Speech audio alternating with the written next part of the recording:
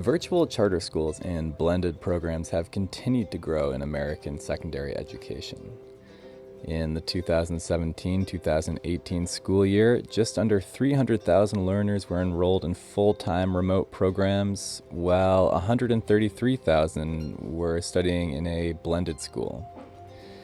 While the sector has long enjoyed less oversight and public attention than brick-and-mortar counterparts, that has begun to change in the past few years. But despite this increased regulation, instances of fraud have increased in the sector.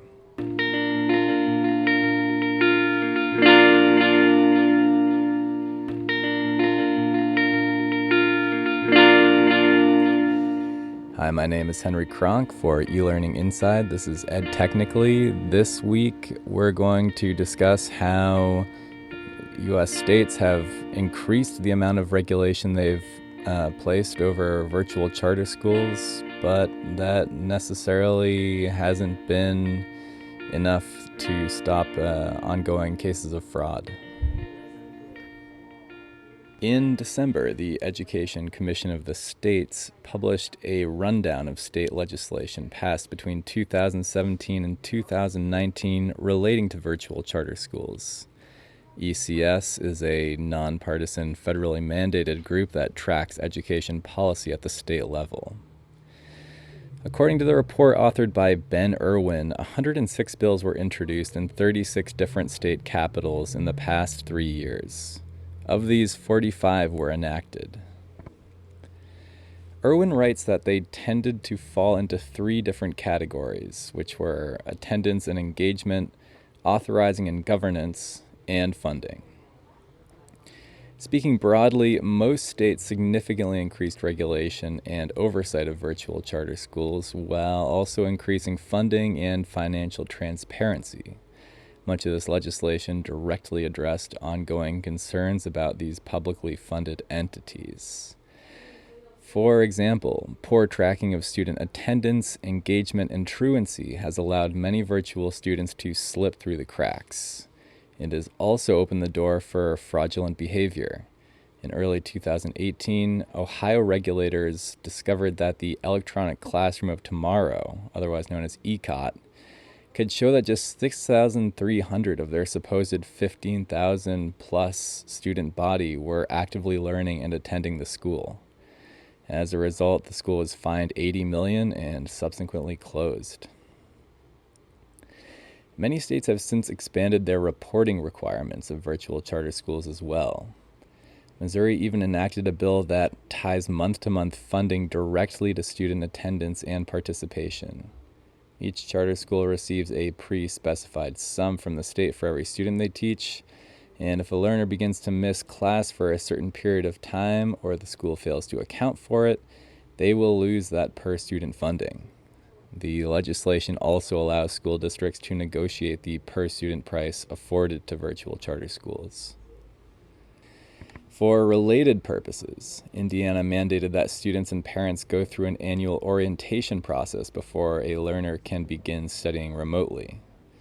While virtual charter schools are less expensive to run in the long run compared to brick and mortars, there are significant upfront costs associated with both opening a new school and getting learners the devices and tools they need. Georgia, in 2018, agreed to cover 25% of the cost of software, devices, and other IT tools needed to teach students remotely. Some believe that the increase in state legislation regarding virtual charter schools is a direct reflection of the cost-saving measures they promise. Representing the National Education Policy Center, Alex Molnar wrote in May in a report that while these schools tend to show poor academic performance, quote, the promise of lower costs, primarily for instructional personnel and facilities, continues to make virtual schools financially appealing to both policymakers and for-profit providers, end quote. States have also boosted and strengthened accreditation efforts. In 2019, Nevada created the State Public Charter Authority to oversee all virtual charter school accreditation. Oklahoma, meanwhile, began subjecting virtual charter schools to the same financial and reporting audits as public districts. Many of these changes follow the recommendation of the NEPC and those especially delivered by Alex Molnar, who wrote, quote, "The growth and geographic reach of full-time taxpayer-funded virtual charter schools should be regulated. At present, there are serious questions about the effectiveness of many models of virtual schooling. Until these questions can be adequately addressed, policymakers should limit or consider a moratorium on their growth," end quote. But despite this increased interest, communities and states have still found issues with virtual charter schools. In July, regulators found that the Indiana Virtual Charter School and the Indiana Virtual Pathways Academy had been inflating their enrollment by 100%, similar to ECOT. They kept on their roster nearly every student they had kicked out, also students who moved, and even a student who had died, receiving taxpayer funding for each. Oklahoma's Epic Charter School went a step further. As revealed by an investigation this summer, the school allegedly recruited homeschooled and privately enrolled students and provided families $800 to $1,000 in quote-unquote student funds as an incentive to enroll. These students received minimal instruction but still allowed the school to collect the allotted per-student amount. Then, earlier in May, the San Diego District Attorney's Office indicted 11 people in yet another virtual charter school fraud scheme. A3 Education, like Epic and Indiana Virtual Schools, enrolled students who did not study at their institution. The company at one time operated 19 different virtual charter schools. Among those charged were company founders Sean McManus and Jason Schrock, along with the Dehesa School District Superintendent, Nancy Hauer. Prosecutors said the scam involved a total of $80 million in cash. While legislators have begun to catch up to virtual charter school fraud, it's unclear how effective increased oversight will be. After all, 14 states did not even introduce a bill relating to virtual charter schools in the past 3 years. It should be said that not all virtual charter schools are created equally. Virtual charters operated by for-profit companies tend to be fewer and further between, but enroll significantly more students on a per-school basis. Again, according to Alex Molnar and the NEPC, quote, "Virtual schools operated by for-profit education management organizations, or EMOs, were more than 4 times as large as other virtual schools, enrolling an average of 1,345 students. In contrast, those operated by nonprofit EMOs enrolled an average of 344, and independent virtual schools not affiliated with an EMO enrolled an average of 320 students," end quote. The subject of fraud, alleged or confirmed, among virtual charter schools obscures something potentially more significant. Most virtual schools elicit terrible student achievement.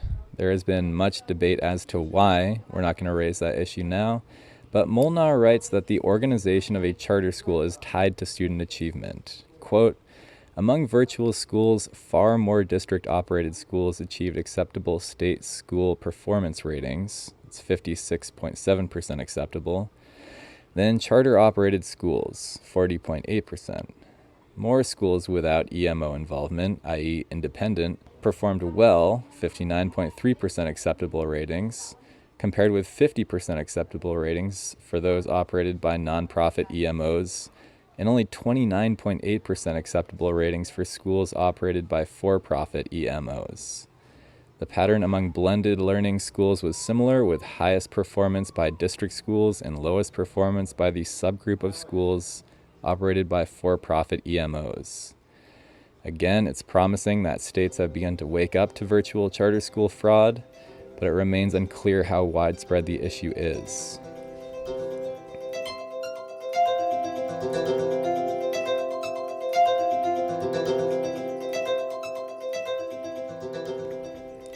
This has been Ed Technically. My name is Henry Kronk. I'm the editor at eLearning Inside. If you like this episode, please rate and review. If you want to hear more, please subscribe. Also keep in mind that the show is available as a video on our YouTube channel and as a podcast on iTunes, Stitcher, Spotify, and Google Play. The basic content for this video first appeared as an article on eLearning Inside, and if you'd like to hear more about online courses, technology in the classroom, and EdTech in general, please check out our site.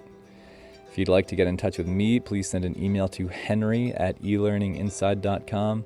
You can also follow us on Twitter @eLearningInside. Thanks for listening.